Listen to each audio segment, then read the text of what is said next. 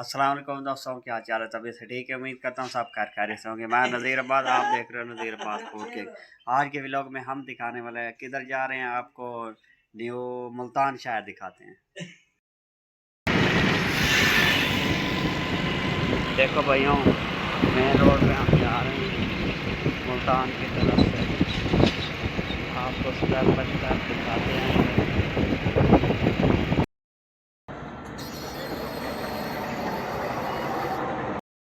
तो पेट्रोल डलवा लिया है, अब जा रहे हैं मुल्तान।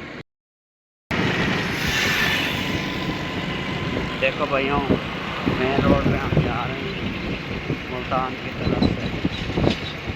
आपको स्टेप बाय स्टेप दिखाते हैं।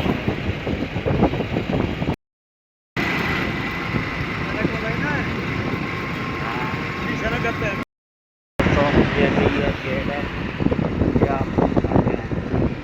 ये रास्ते में आते हैं मुल्तान के नज़दीक रास्ते में आते हैं।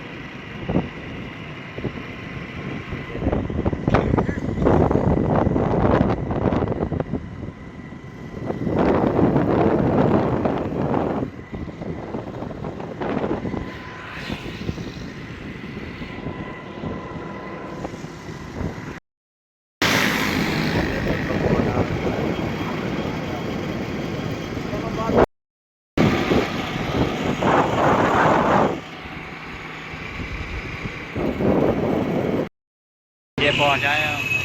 ये थी मेरी मंजिल। मैं भाई को मिलने के लिए मुल्तान आया था।